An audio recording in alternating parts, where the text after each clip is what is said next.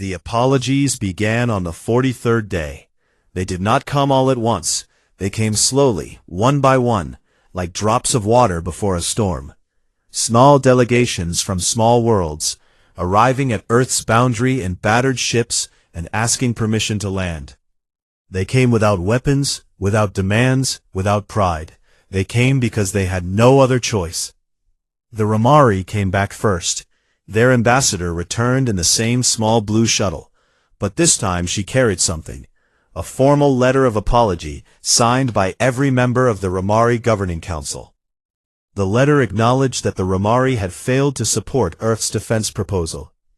It acknowledged that their silence had been a form of agreement with those who had mocked humanity. It asked, not demanded, not expected, but asked, for the chance to begin again. Yuna was the one who met her at the gate. She had been assigned to Earth's Diplomatic Reception Office, a new role that had been created specifically for the flood of visitors that Subin had predicted would come. Yuna stood at the entrance to the reception hall in her dress uniform, arms crossed, face calm, and watched the Romari ambassador approach with her letter held out in both hands like an offering. Yuna took the letter. She read it carefully, every word, while the ambassador stood and waited. Then she folded it and placed it in her jacket pocket. "Follow me," she said. She led the ambassador into the reception hall, where Subin was waiting at a long table covered with documents. Subin did not waste time with pleasantries. She opened a folder and placed a single sheet of paper in front of the Romari ambassador. "It is not the old one. The old one is gone. This one has different terms." The ambassador read the document. Her gray eyes moved slowly across the page, and as she read, her expression changed from hope to surprise to something like respect. The new agreement included mutual defense provisions. It included fair trade terms. It included a clause that stated in plain language that no signatory species would publicly or privately ridicule, insult, or diminish any other signatory species. And at the bottom, it included a new name, not the Galactic Assembly, but the Terran Accord. The ambassador looked up. "You are building a new assembly," she said. "No," Subin replied. "We are building something better." The Romari signed that day. They were the first. Over the next 3 weeks, delegations arrived from across the galaxy. The Dathari came with their massive armored ships and their water-suited ambassadors, and they signed with a gravity that matched their size. Their representative pressed his enormous palm against the document and said, "We will not forget what we almost lost." Smaller species came. The Oriathi, who communicated through color patterns on their skin. The Pale, who lived in darkness and spoke in low vibrations that humans could barely hear. The Then, who were so small they needed magnification screens to be seen by the other delegates. Each one came with some form of apology. Some were formal, some were simple. One species, the Bree, sent a single delegate who stood before Yuna and said only, "We are sorry. We should have been braver." Yuna nodded and handed him a pen.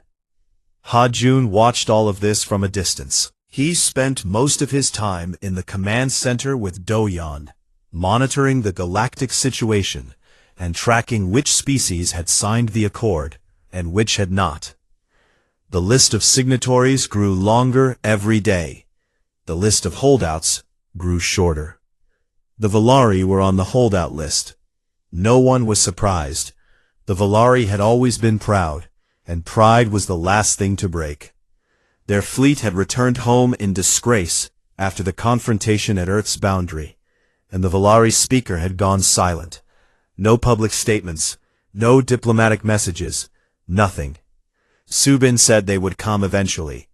"Their food supply will force them," she explained to Ha-Jun during one of their briefings. "The crop strains are already failing. They have maybe 60 days before the first real shortages begin." "And if they don't come?" Ha-Jun asked.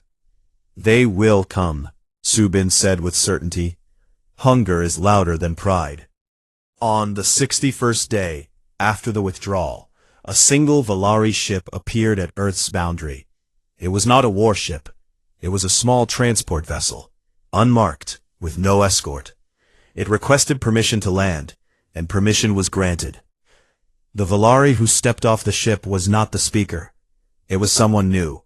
A younger Valari with the same silver skin, but softer eyes. She introduced herself with a name that translated roughly to still water, and she carried no letter, no document, no formal apology. She carried food. A single container of Valari grain, grown from the last harvest of the old native crops that the Valari had abandoned years ago. It was a small amount, barely enough to fill a bowl, but it was a symbol. The Valari were offering Earth something of their own, something that had almost been lost because of their dependence on human technology. Yuna looked at the grain and then at the young Valari woman. "What is this?" she asked. "It is what we have," Stillwater said. "It is not much, but it is ours, and we are giving it freely." Yuna stared at her for a long moment. Then she took the container and set it on the table beside the Accord documents. "Sit down," she said. "We have a lot to talk about." The Valari signed the Terran Accord that afternoon. The terms were the same as for everyone else. No exceptions, no special treatment, no preferred status.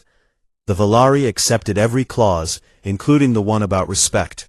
Stillwater signed the document with a steady hand, and then stood and bowed to Yuna in the Valari way, which involved pressing both palms together and holding them against her chest. Yuna bowed back. It was a small gesture, but it meant more than 1,000 words. By the 75th day, the Terran Accord had been signed by 112 species. Its hall still existed, that enormous room with its thousands of seats and floating lights, but it stood empty. No one went there anymore. There was nothing left to go there for. The new Accord operated from Earth, not because Earth demanded it, but because every signatory had agreed that the species which had built the foundation should host the structure. A new hall was constructed, not underground, not hidden, but in the open, on a hilltop overlooking the sea. It was smaller than the assembly hall, more human in scale. The seats were arranged in a single circle, so that every delegate faced every other delegate as an equal. Ha-Jun was asked to lead the first session. He stood in the center of the circle and looked around at the faces, human and alien, familiar and strange, all of them watching him with something that the old assembly had never offered: respect. He did not bring a folder this time. He did not bring a proposal or a speech or a list of requests. He stood with his hands at his sides and spoke simply. 75 days ago I stood in a hall much larger than this one and asked to be treated as an equal. I was laughed at. I walked out. And then my world did something that I did not expect. It reminded the galaxy that generosity is not weakness, and silence is not surrender. He paused and looked at the faces around him. The Dathari, the Ramari, the Velari, the dozens of others who had come, one by one, to sign their names and begin again. "We are here now," he said, "not because we are perfect, not because we are better, but because we learned something that the old assembly never understood, that strength without respect is just another word for cruelty, and that the smallest voice in the room might be the one holding everything together." He sat down. The circle was quiet for a moment. Then the Dathari ambassador raised one massive hand and pressed it flat against his chest, the Dathari gesture of acknowledgement. The Ramari ambassador did the same. Then the Brai, then the Pale, then the Then. One by one, around the circle, every delegate made their own gesture of respect. Stillwater, the Valari representative, was the last. She looked at Ha-Jun across the circle, and for a moment their eyes met. Then she pressed her palms together and held them against her chest, and the circle was complete.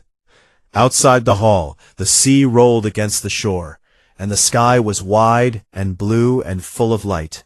Somewhere up there, beyond the atmosphere, Ships from 100 worlds were moving through space, trading, traveling, living, along routes that were safe again because Earth had made them safe.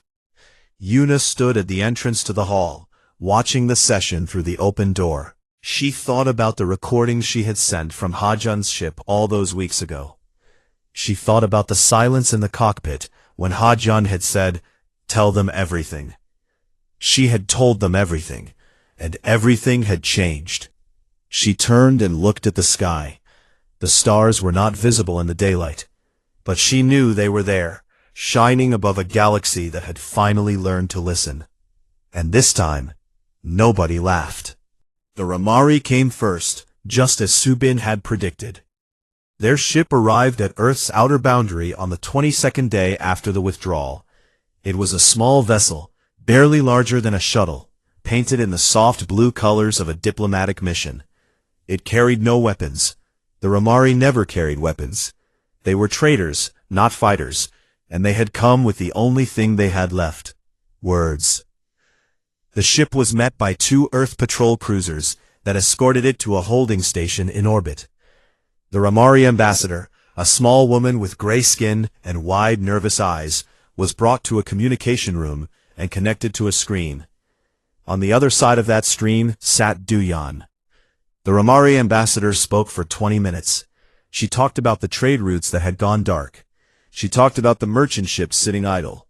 She talked about the goods rotting in warehouses and the prices rising on her homeworld. She talked about families who could not afford food because the economy had frozen. Duyan listened to every word without interrupting. When the ambassador finished, there was a long silence. "What are you asking for?" Duyan said. "We are asking Earth to restore the Open Lanes Accord," the ambassador said. "Our ships need the navigation charts. Without them, we cannot trade. Without trade, we cannot survive." Duyan looked at her for a moment. "The Open Lanes Accord was part of a larger treaty framework," she said. "A framework that included mutual defense provisions. Those provisions were rejected by the Assembly, repeatedly, for 40 years. The ambassador lowered her eyes. "The Ramari did not vote against the defense provisions," she said quietly. "No," Duyan agreed. "You did not vote against them, but you did not vote for them either. You abstained. Every single time." She sat in silence, her small hands folded in her lap, and waited. Duyan did not restore the accord.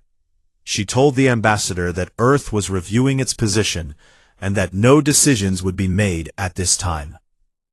The Ramari ship left Earth's boundary the next day, carrying nothing but the same words it had arrived with. The Dothari came 4 days later. Their delegation was larger, 3 ships, heavily armored, moving slowly through space like great metal beasts swimming through dark water. The Dothari were not traders. They were warriors. But even warriors needed medicine. Their ambassador was a towering figure sealed inside a water-filled suit that kept his gills wet and his body alive in the dry air of the communication room. He did not beg. The Dothari did not beg. But his words carried a weight that was hard to ignore. "Our people are dying," he said.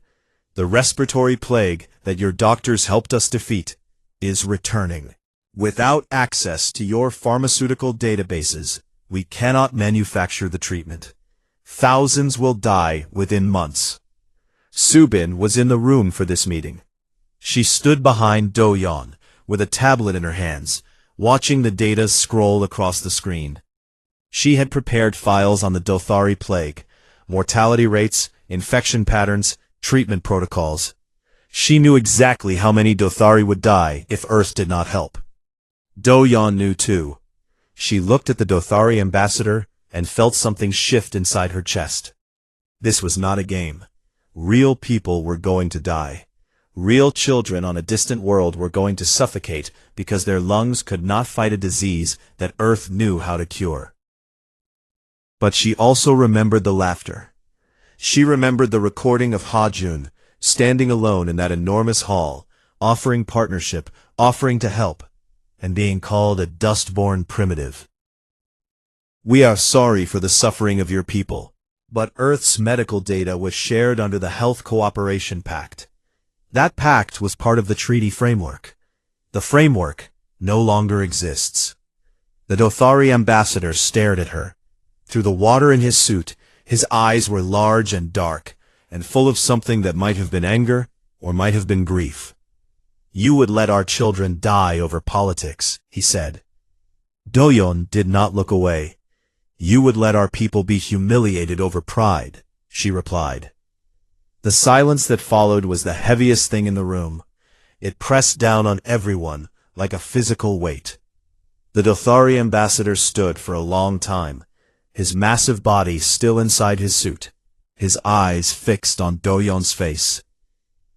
Then he turned and walked out. His ships left Earth's boundary 2 hours later.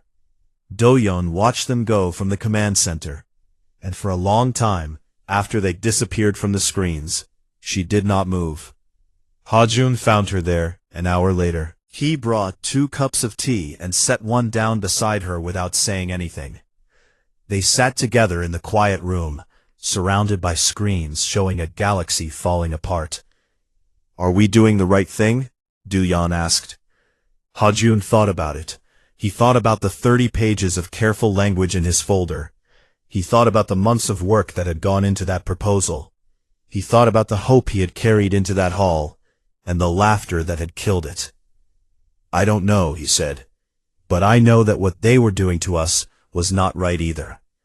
Doyon nodded slowly. She picked up her tea and drank.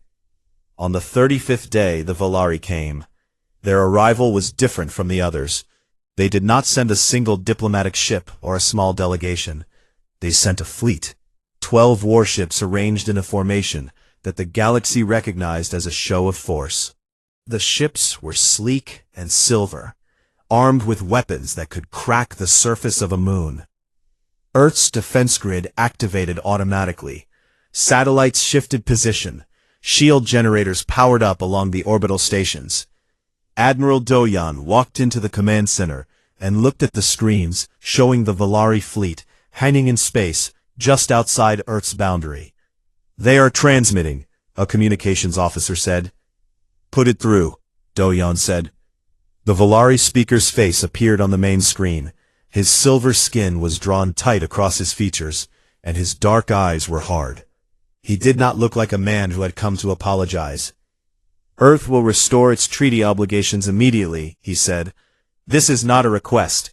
The Assembly has authorized the use of force if necessary to compel compliance.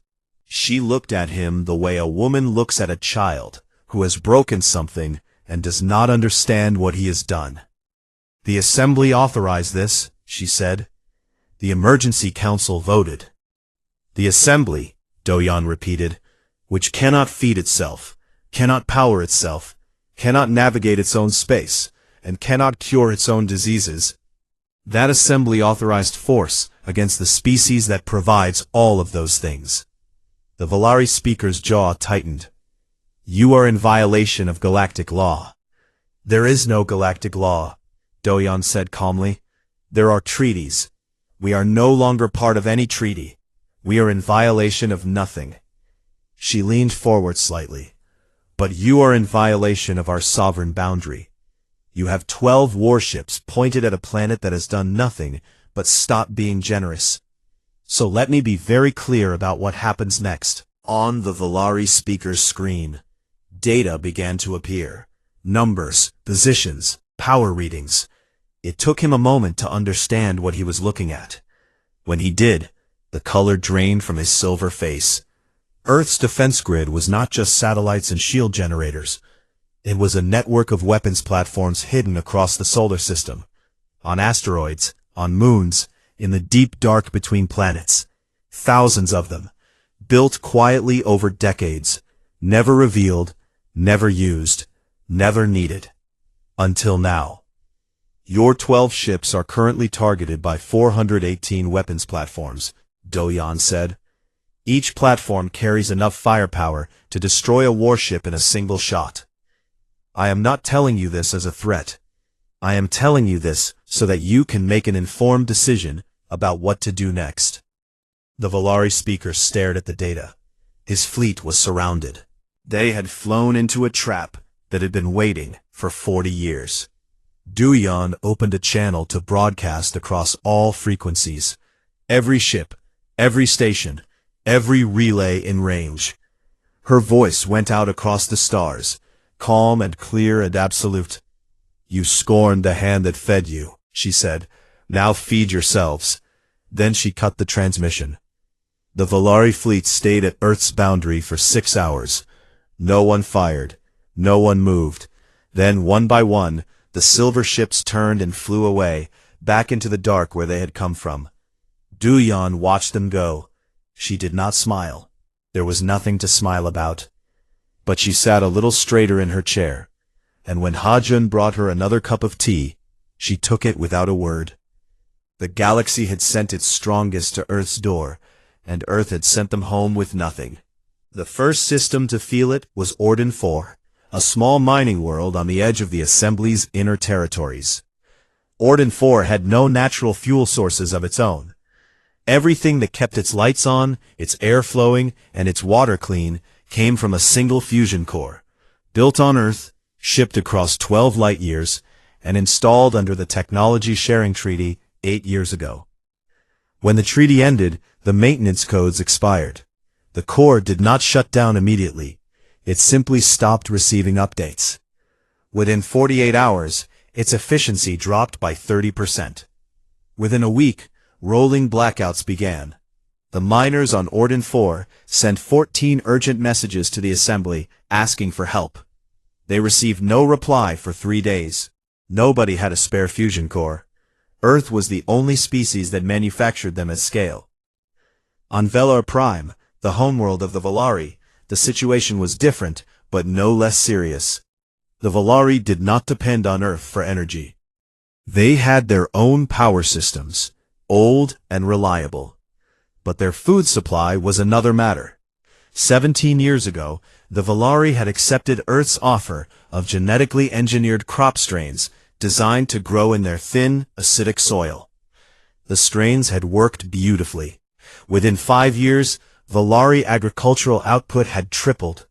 They had stopped growing their original crops entirely. Why bother, when the human strains produced 3 times as much food with half the effort? Now the genetic databases that supported those crops were gone. The strains were engineered to require periodic updates, not as a trap, but because the alien soil conditions shifted over time, and the crops needed to be adjusted. Without the updates, the strains would begin to fail within 2 growing cycles. The Volari Agricultural Ministry ran the numbers and went very quiet. Across the galaxy, similar scenes played out on world after world. The Jothari, a species of deep-sea dwellers, lost access to the medical data that helped them treat a respiratory plague that had killed millions before Earth's doctors found the cure. The cure still existed, but the manufacturing process required access to Earth's pharmaceutical database, which was now locked. The Ramari, a peaceful trading species with no military of their own, lost access to the navigation charts that kept their merchant ships safe. Deep space was full of hazards, radiation storms, gravity wells, debris fields, and the Open Lanes Accord had mapped safe routes through all of it. Without the Accord, the Ramari had to either fly blind or stop flying altogether. They stopped flying. Within 2 weeks, trade across 40 systems had slowed to a crawl. Ships sat in docking bays, cargo rotted in warehouses.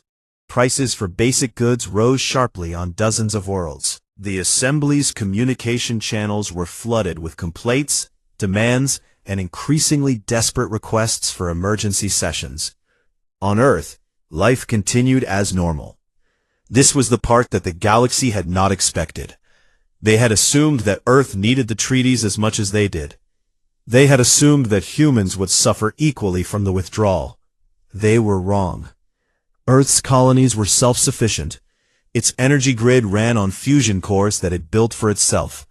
Its farms grew food engineered for its own soil. Its medical systems used its own databases. Its ships flew routes that its own navigators had charted. Everything Earth had shared with the galaxy, it had shared from a position of surplus. Cutting off that surplus cost Earth nothing. Subin tracked the galactic response from her office in Seoul. She had a wall of screens showing data feeds from across the assembly. Economic reports, communication intercepts, diplomatic traffic. She watched the numbers change hour by hour, and kept detailed records of every system that reported a problem.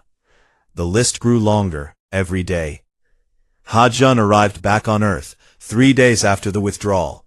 He stepped off his ship and was met by a military escort that took him directly to the presidential residence. He had heard about the withdrawal during the flight home. Yuna had picked up fragments of the news from the communication channels, and by the time they entered Earth's system, the full picture was clear. He sat in Taeho's office and listened as Subin explained what had happened. She showed him the data. She showed him the responses from alien governments, confused at first, then angry, then afraid. She showed him the projections for what would happen over the next month, the next 3 months, the next year. Ha-Jun looked at all of it and said, "They brought this on themselves." Taeho nodded. "But we need to be careful about what comes next. This is not revenge. This is leverage." Ha-Jun understood. He had walked out of the assembly hall with his folder under his arm and his dignity intact, and he had thought that was the end of it. He had not expected his government to burn every bridge in the galaxy overnight. But now that it was done, he could see the logic. Earth had been too generous for too long. It had given and given and given, and in return it had received nothing but laughter. That was over now. The assembly held an emergency session on the 15th day after the withdrawal. The hall was the same enormous space where Ha-Jun had stood, but the mood was completely different. There was no laughter now. Delegates spoke in low, urgent voices. Several seats were empty. Representatives from smaller worlds who could not afford the travel costs now that trade had collapsed.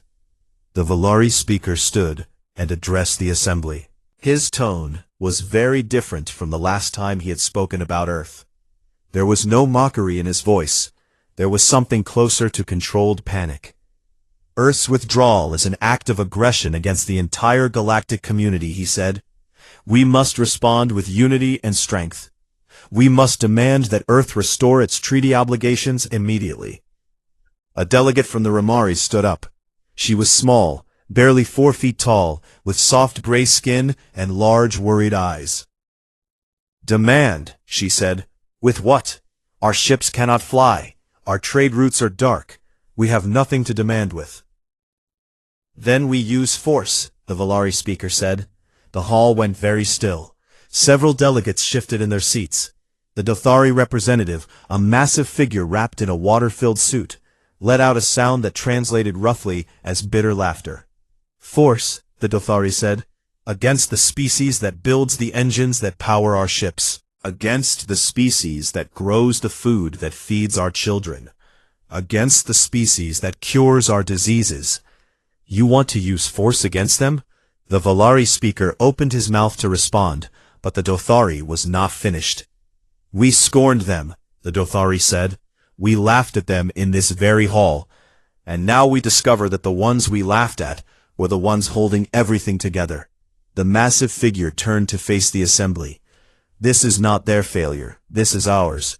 The hall was silent. The Valari speaker sat down slowly, his silver face unreadable. On Earth, Do-yeon watched the assembly's emergency session from the military command center. She had access to real-time feeds from listening posts scattered across the galaxy.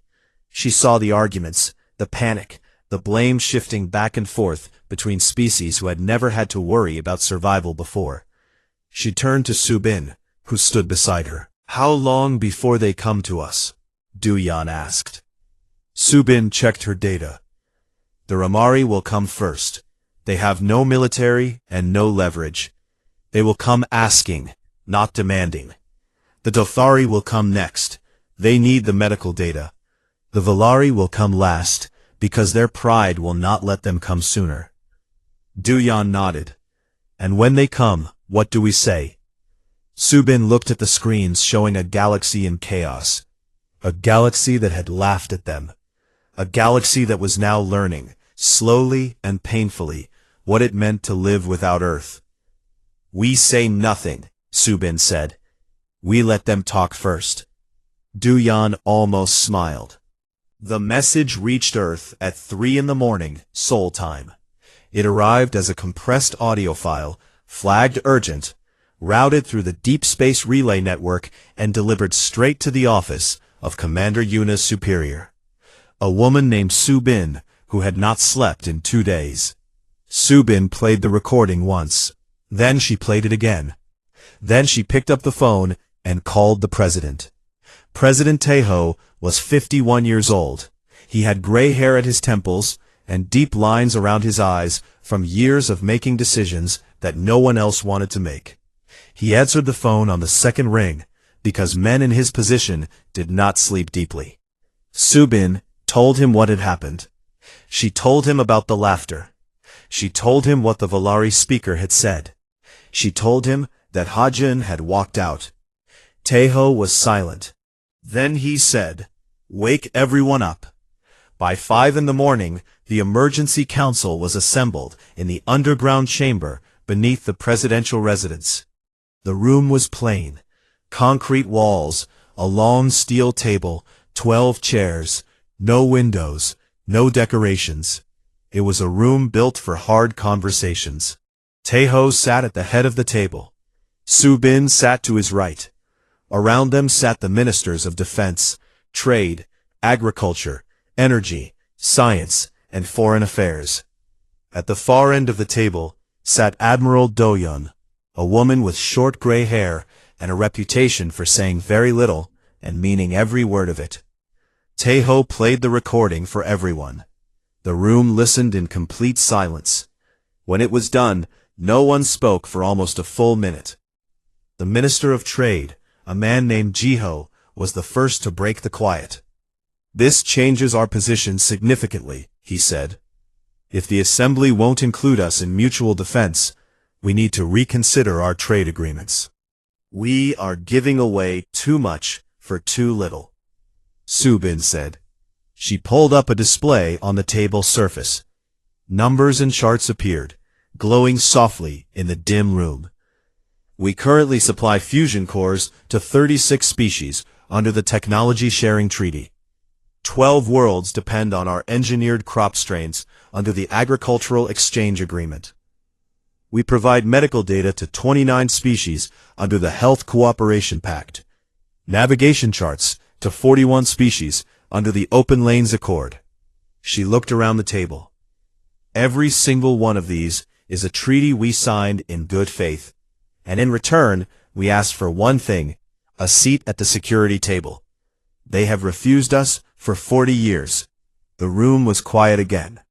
Everyone understood what she was saying, but no one wanted to be the first to say it out loud. It was Do-yeon who finally spoke. She had been sitting at the far end of the table with her arms crossed, her face unreadable. When she opened her mouth, everyone turned to look at her. "Pull out," she said. 2 words. That was all. But they landed on the table like stones dropped into still water. Jiho blinked. "Pull out of what, exactly?" "Everything," Do-yeon said. "Every treaty, every agreement, every pact, accord and handshake we have ever made with any species in that assembly. All of it. Tonight." The room erupted.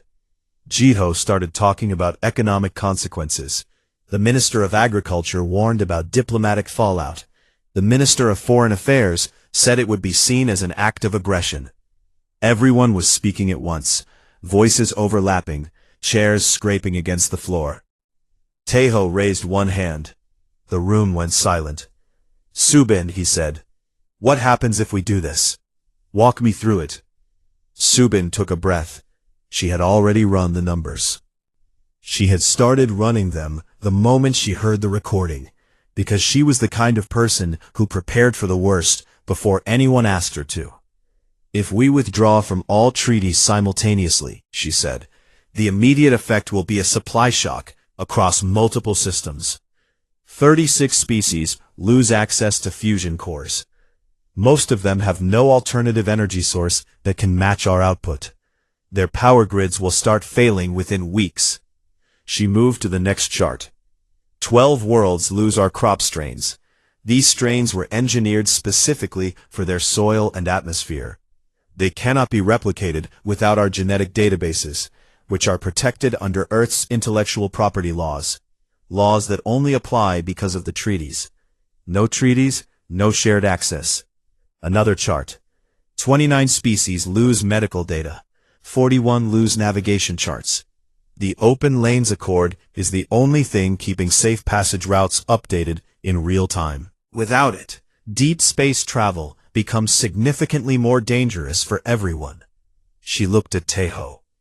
In short, if we pull out, half the galaxy feels it within a month. The Minister of Foreign Affairs shook his head. They will call it an act of war. Duyan looked at him. It is not an act of war, she said. It is the absence of generosity. There is a difference. Tejo stared at the table for a long time. The light from the display reflected in his eyes. Everyone waited. The room was so quiet that the hum of the air system sounded loud. They laughed at us, Tejo said finally. His voice was low and steady. Not just at Hajun, at all of us, at everything we have built, everything we have given. He looked around the table, meeting each person's eyes in turn. I did not become president to watch this planet be humiliated. He stood up. Subin, prepare the withdrawal documents for every active treaty. Jiho, notify our trade partners that all shipments are suspended effective immediately. Duyan, move the fleet to defensive positions along our border.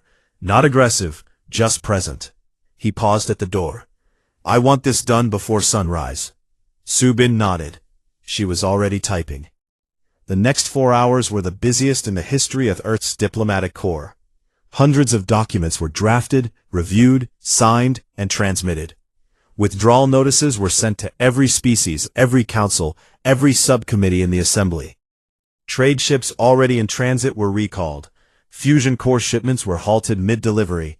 Agricultural data streams were cut. Medical databases went dark.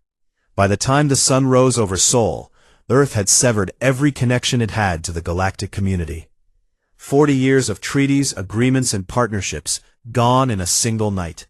Subin stood at the window of her office and watched the sky turn pale. Her phone was ringing. It had been ringing for the last hour. She did not answer it.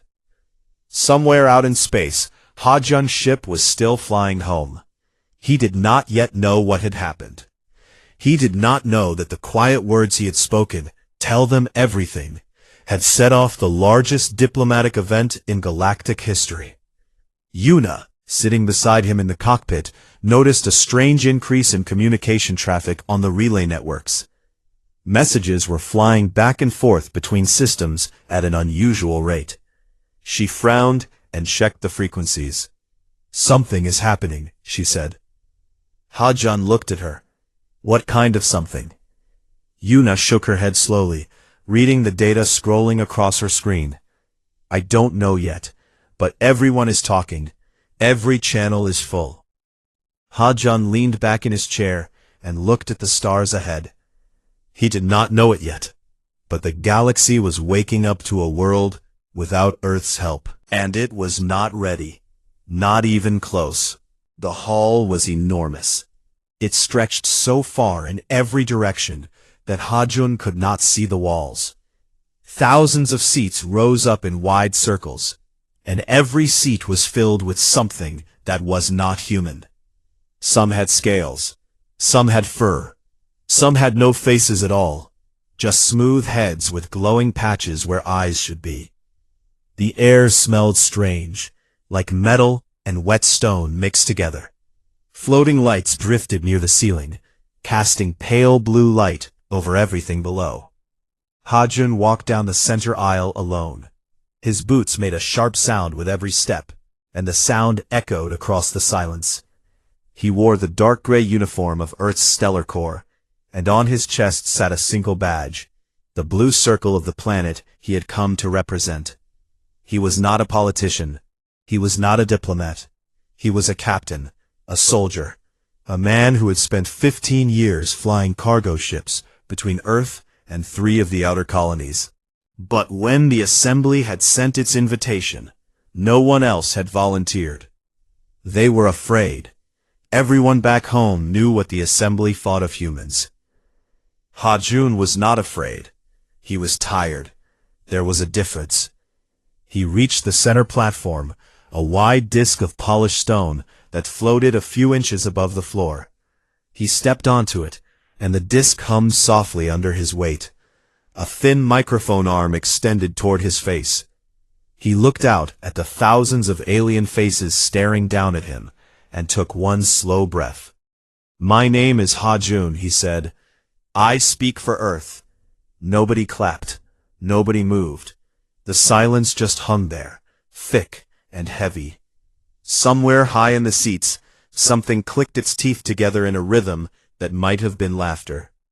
Ha-Jun opened his folder.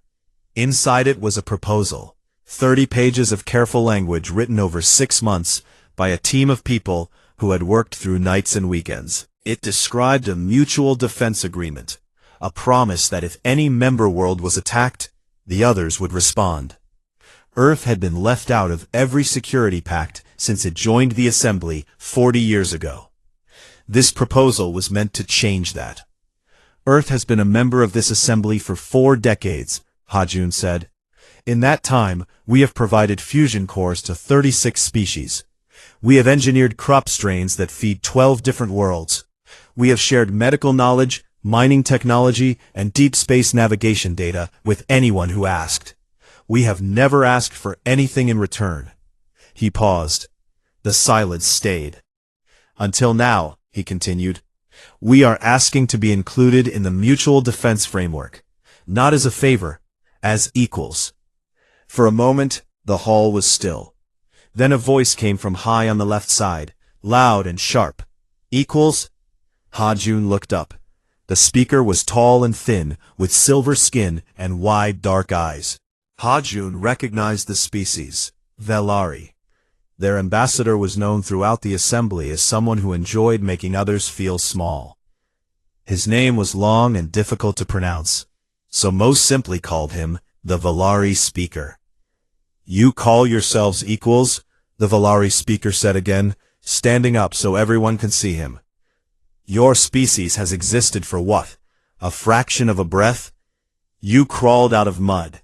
You burned your own atmosphere before you even left your star system, and now you stand here and ask us to protect you? A low sound moved through the hall. It was not quite laughter, but it was close enough. Ha-Jun felt it press against his chest like a cold hand. We are not asking for protection, Ha-Jun said calmly. We are asking for partnership. Partnership, the Velari speaker repeated, and this time, the laughter was real. It came from a dozen sections of the hall at once. The Velari speaker spread his arms wide. You are dust-born primitives, playing with technology you barely understand. You want partnership? Go build something worth partnering with. More laughter. It rolled down from the upper seats like a wave. Ha-Jun stood still on the floating platform and let it wash over him. His face did not change. His hands did not shake. He looked at the Velari speaker for a long time, long enough that the laughter started to fade, replaced by something closer to discomfort. Then Ha-Jun closed his folder. He did not argue. He did not raise his voice. He did not try to explain or defend or persuade. He simply closed the folder, tucked it under his arm, and looked out at the assembly one last time. I understand, he said quietly. He stepped off the platform. The disk hummed behind him as his weight left it. He walked back up the center aisle with the same steady steps, his boots echoing in a hall that had gone completely silent. No one spoke. A few of the alien delegates exchanged looks, but most simply watched the human walk away. Ha-Jun reached the tall doors at the end of the aisle. They opened automatically, sliding apart with a soft hiss. Bright white light from the corridor outside spilled into the dim hall. Ha-Jun stepped through without looking back, and the doors closed behind him.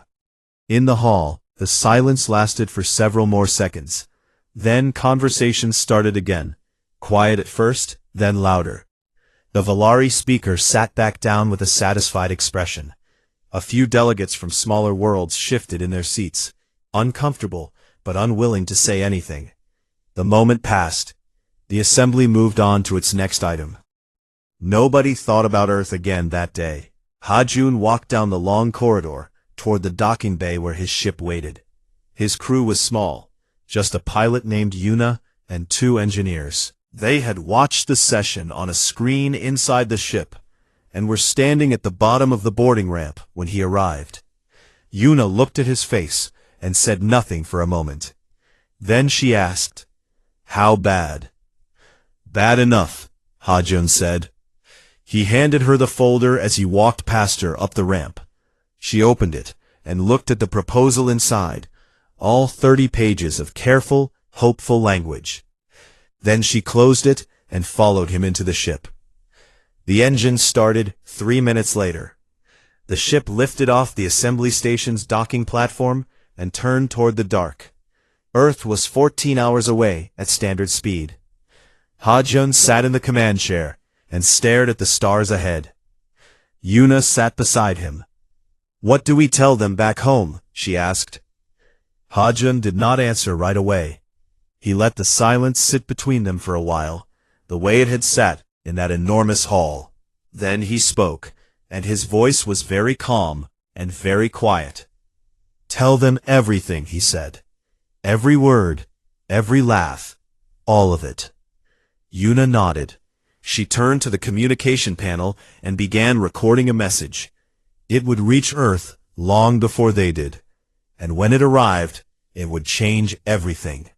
The ship flew on through the dark, a small point of light moving between the stars, carrying 2 people and a folder full of words that no one had wanted to hear.